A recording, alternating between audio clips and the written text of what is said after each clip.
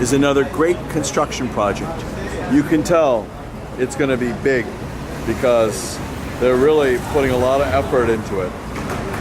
Look at the quality of the construction. You can see how much steel they're putting into it. So it's going to be tall.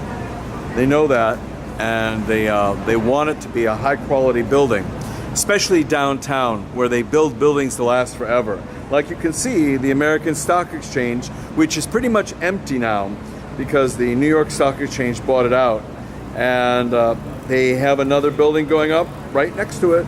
It's just amazing. We'll take a closer look at it from here just to see what this construction looks like in detail. So it's just an amazing job that they do.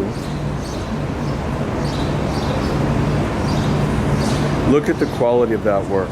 Again, as I said, they build things downtown to last almost forever.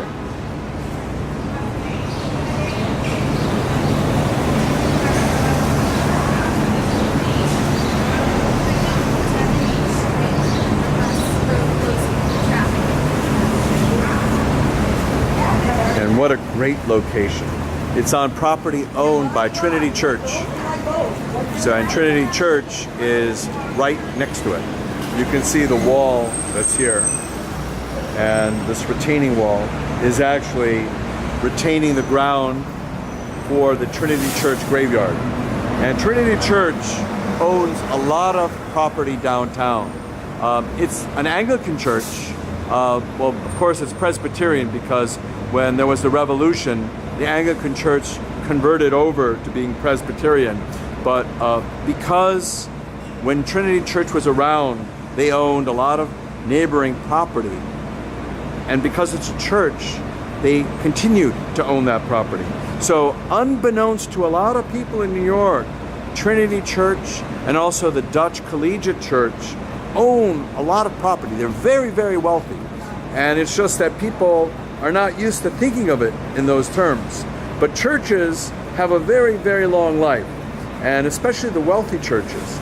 So the question becomes, what do they do with their property? How do they manage it? How do they lease it out? Do they become the developer? Do they become just the leaseholder where the developer pays them? It's always a very big question for them.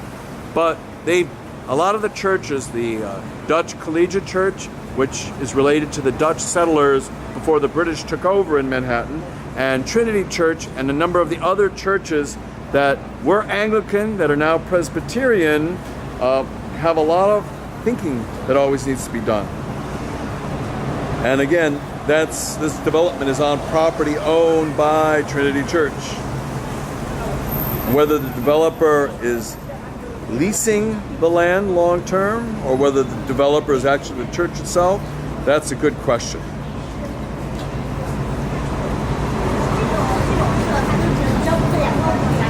Take a closer look at this construction project.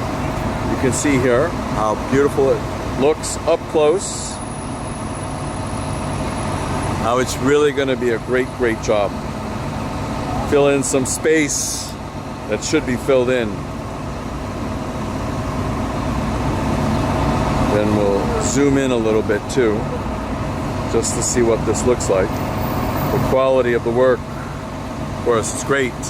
But it's always good to appreciate how much work goes in to these high-rise construction projects.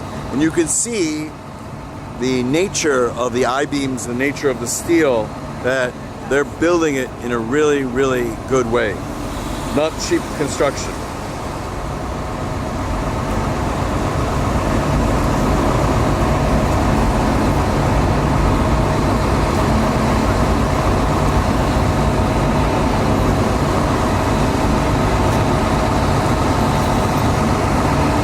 Just to be almost like we're there, let's get a closer look.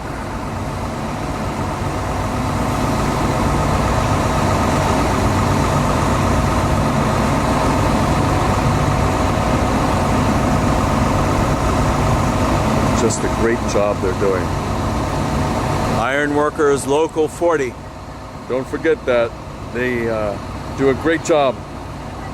Thanks to them, the construction gets up and going.